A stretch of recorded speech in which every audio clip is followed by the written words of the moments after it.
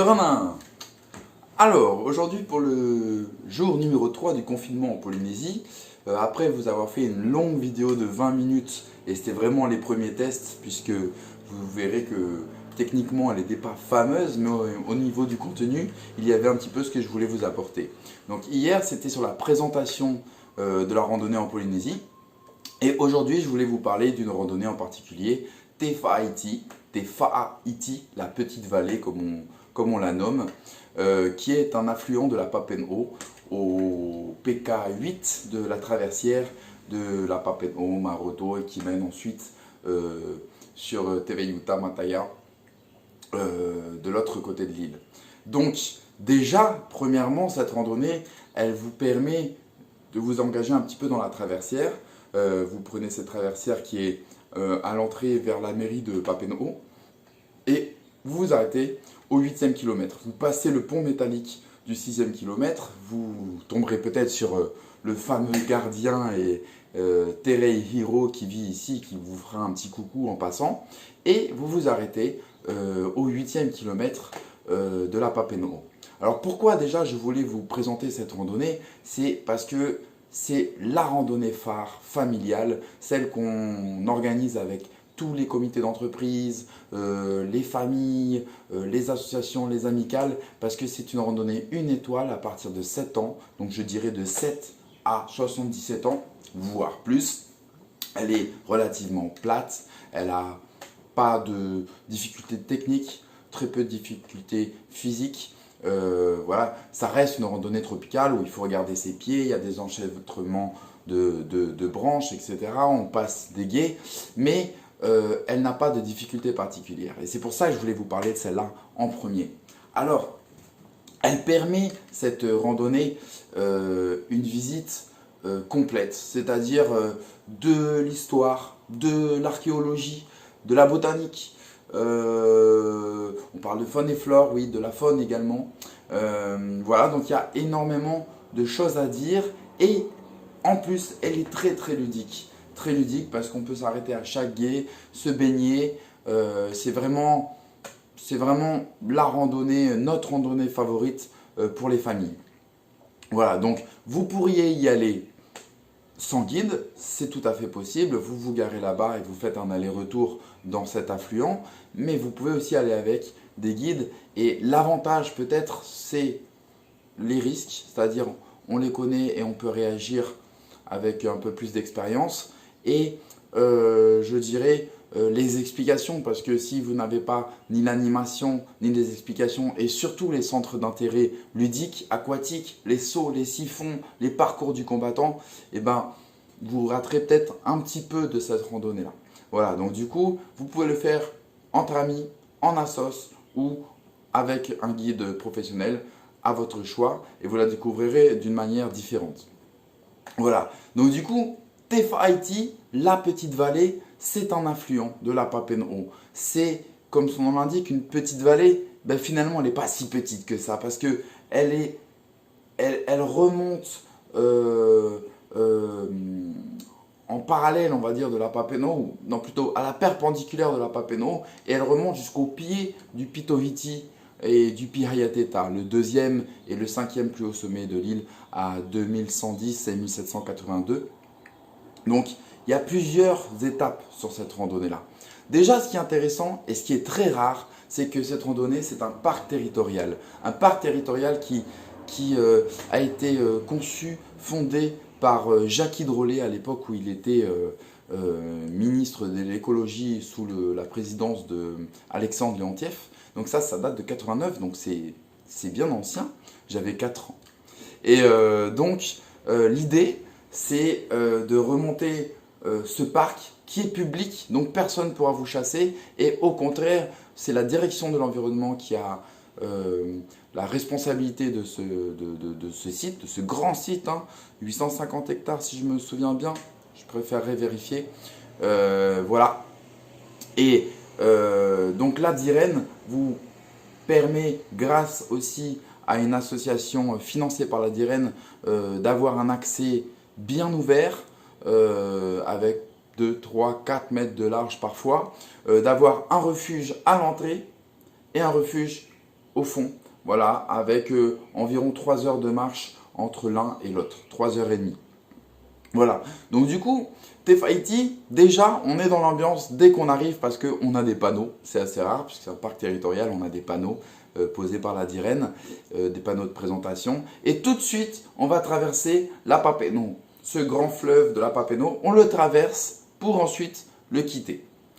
Alors, dès qu'on a passé la Papenot, on a déjà un panneau qui nous zoome un petit peu et qui explique un peu le sentier qu'on va faire. Ensuite, on remonte pas loin, il y a le refuge.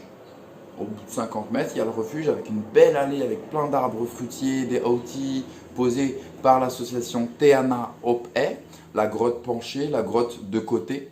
Elle a d'ailleurs emprunté ce nom sur un lieu de pique-nique, à peu près un lieu intermédiaire de la randonnée, une grotte penchée.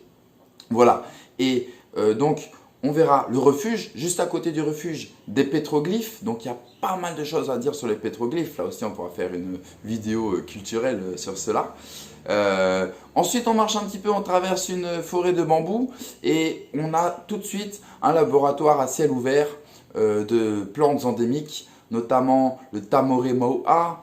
On a, ça sent haïtien, hein, le Tamore Moa, Ocrosia tahitensis. On a le Kamaka, on a des Aotea Tahiti, un bananier d'ici. Voilà, donc ça c'est un parc à ciel ouvert, un laboratoire à ciel ouvert qui a été mis en place pour protéger les espèces endémiques qu'on a trouvées dans des lieux naturels et qui ont failli disparaître. Et donc du coup on les a plantées là pour voir un petit peu leur évolution. Juste après, 100 mètres plus loin, il y a un zoo. Un zoo, alors on essaye de faire deviner aux enfants, un zoo de quoi? Eh bien, c'est un zoo d'escargots, un zoo de Partula qui malheureusement a été abandonné, mais ça nous permet d'expliquer toute cette histoire des escargots, comment ils ont été gérés, comment ça a été maîtrisé. Là aussi, petite vidéo que pour les escargots, je pense que ça mériterait le détour. Voilà, et ensuite, après ces 3/4 d'heure, cette petite heure culturelle, historique, botanique, et bien là on commence à marcher. Et on va traverser 7 gués.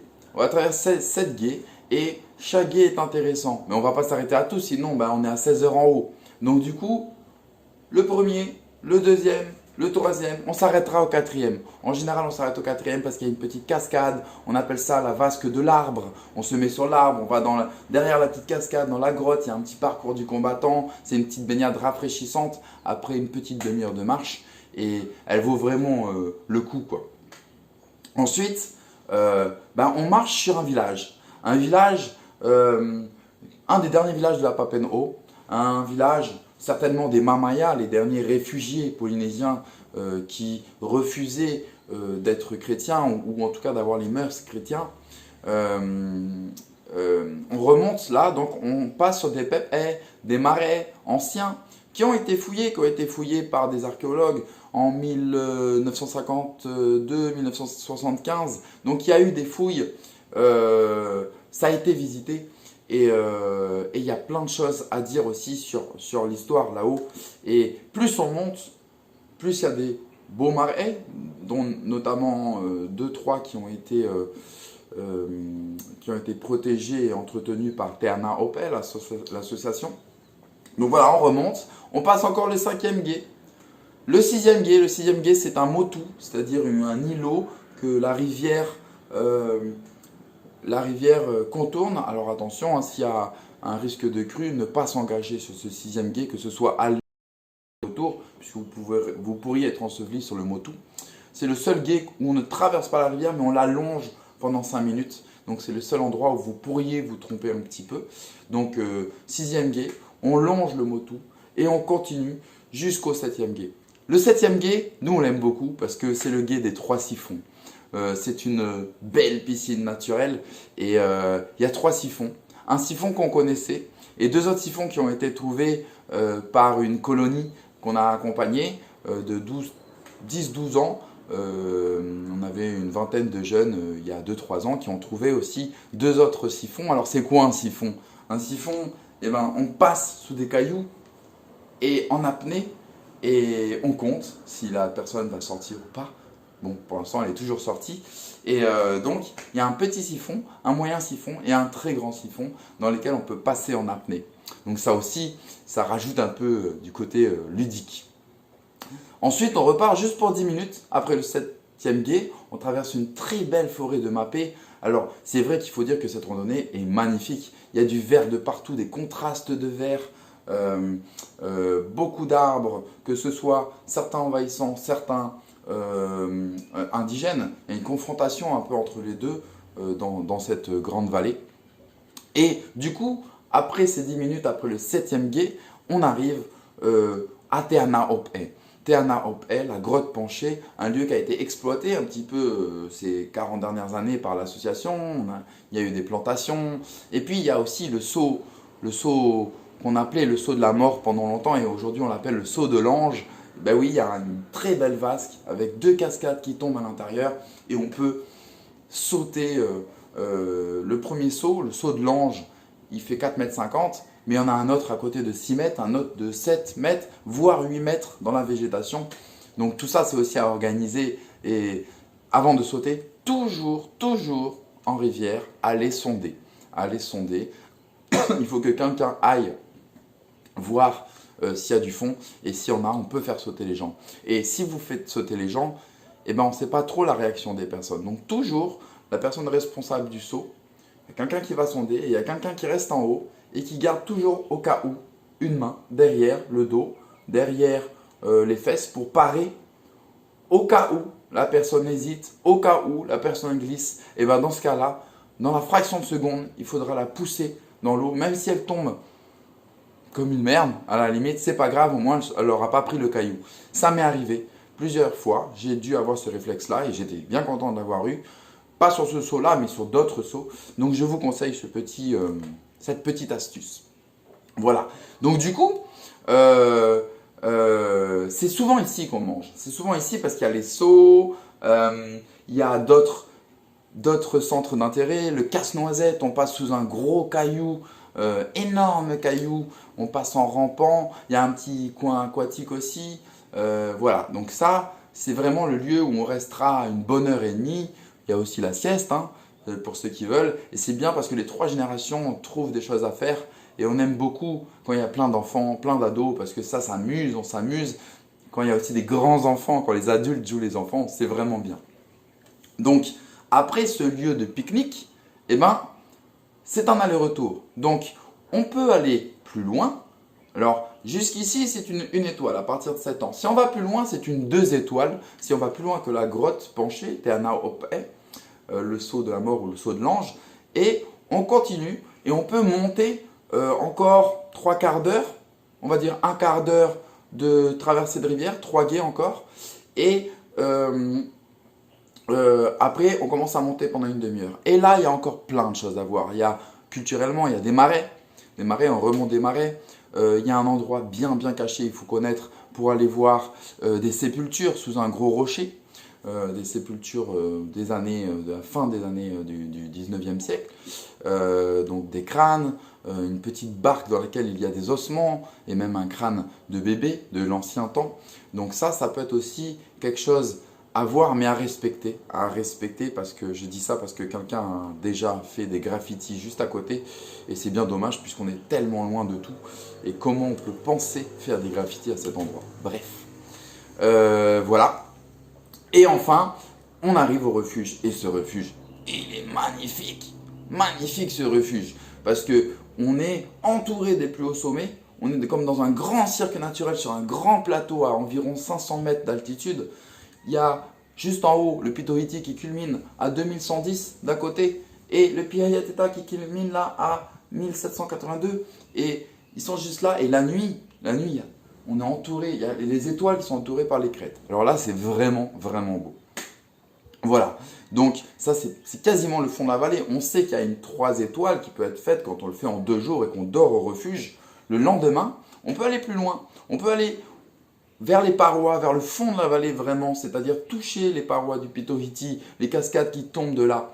Et derrière cette crête qui rejoint le Pitohiti d'un côté et la crête des Ivy Marama de l'autre côté, et ben si on franchissait cette crête, ce que j'ai jamais fait, on tomberait sur la belle rando Veitamanu qui est plus proche du relais de la Maroto, Veitamanu, et puis la rivière de la Maroto, de la cascade de la Maroto, de Punaora au Pere. Voilà. Donc on pourrait faire des grandes traversières, mais bon, il faut le temps pour tout ça. Alors voilà, donc ça c'était le plus pour arriver à un rando 2 ou 3 étoiles et voir y dormir. Revenons à Terna Ope, là où on a mangé, là où on s'est baigné, là où on a sauté dans l'eau. Là on peut revenir, c'est un aller-retour, donc on repart jusqu'aux voitures, on refait les quais, 7, 6, 5, 4, 3, 2, 1, mais on n'a pas tout vu, on s'est gardé le mieux pour la fin. Au retour, entre le 7e et le 6e quai, il y a un petit passage Secret Spot avec un petit oranger. C'est dans la seule montée de la randonnée. Une montée de 20 mètres. Et ben là, il faut bifurquer. Et là, on arrive au bloc dantesque. Un énorme bloc, un énorme caillou duquel on peut sauter. Avec une très belle piscine limpide avec plein de natto, de gobies, une anguille, un pouille dedans. Voilà. Et là, on a créé des petits labels avec mon papa et Aito Rando, on a créé des petits labels. Et donc, on peut faire la cascade du dernier des Mohicans, c'est-à-dire passer derrière la cascade et redescendre dans un parcours aquatique, un petit canyon sympathique, tout mignon, tout joli. Ça fait une vingtaine de petites minutes. Et on passe donc derrière la cascade du dernier des Mohicans. Ensuite, on va dans un petit jacuzzi, on l'appelle le jacuzzi de l'Intercontinental pour faire genre. Puis après le jacuzzi du Méridien, un autre jacuzzi. Et ensuite un petit toboggan. Et ensuite on est dans une vasque. Et ensuite on passe un petit siphon. Et on continue, on continue. Et ça, à partir de 7 ans. Donc les enfants, ils sont ébahis, ils sont à fond. Là, c'est la cerise sur le gâteau puisqu'on est sur le retour. Alors, après ce moment extraordinaire, vraiment le top, quoi. Et ben, on redescend, mais il faut s'imposer des pauses au retour également. Parce que si vous faites le retour d'un trait, et ben, on est fatigué, on s'en rend pas compte, c'est un peu le... On descend un peu comme si on retournait, c'est le retour aux écuries, comme on dit pour les chevaux. Et donc, il faut s'imposer des pauses pour se reposer, les pieds, les jambes, la tête, et pour se baigner. Et donc, on se baigne généralement vers le Motu. Il y a encore plein de petits jacuzzis avec des cascades, des petits massages tranquilles. En général, là, il est 15h30, 16h. Et on arrive aux voitures. Après, bien sûr, une super baignade dans une piscine dans la Papeno, bien chauffée toute la journée par le soleil. Et donc, là, on arrive aux voitures. Après avoir traversé une dernière fois la Papeno et s'être baigné pour se rincer. Et là, on ouvre la glacière fraîche et là, c'est comment dire, le paroxysme du bonheur dans la journée. C'est-à-dire, après l'effort, le réconfort, tout le monde se change, etc. Et on rentre, on refait les 8 km de la Papeno et on rentre jusqu'à la route de ceinture. Et là, il est en général 18h, 18h30. On a bien profité de la journée. Et voilà. Donc, je vous conseille de faire ça en famille, en assos, avec des pros. Et voilà. Donc, c'est vraiment une randonnée géniale et ouverte à tous de 7 à 77 ans ou plus. Sachez quand même qu'elle peut être dangereuse. Elle peut être dangereuse en raison des crues, puisqu'elle a un très grand bassin versant en amont, et qu'il peut y avoir des vagues subites, il peut y avoir des crues d'1 mètre, 2 mètres, et il y a eu des incidents, il y a eu des accidents graves, et donc du coup je vous conseille toujours d'aller avec quelqu'un qui pourrait avoir, déjà qui connaît le sentier, qui l'a fait au moins une fois, avec quelqu'un qui connaissait, et qui peut être un peu sensibilisé à ces risques de crue. Qu'est-ce que vous faites si vous ne pouvez plus passer? Qu'est-ce que vous faites si la crue est arrivée? et ben la seule chose à faire, c'est d'attendre. Il n'y a que ça à faire, d'attendre la décrue. Et il arrive, très rarement, une fois sur 100, mais il arrive de rentrer la nuit à 10 h, à 11 h et d'avoir attendu quelques heures à côté d'une rivière pour la décrue. Voilà, donc du coup, pour ça aussi, on fera aussi des vidéos sur la sécurité et je vous conseille, je pourrais aussi vous conseiller, vous pouvez m'écrire ou m'appeler pour que je vous conseille pour y aller ou pour vous guider moi-même. Alors, je vous dis à bientôt, j'ai encore trop parlé, je voulais faire 5 minutes, je crois que j'en ai fait 20. Et en tout cas, on aura parlé de Tefa Haiti aujourd'hui. Et le nom de la rivière, je ne l'ai pas dit, c'est Veipaya. Veipaya. Voilà, à bientôt pour une prochaine randonnée. A plus, nana.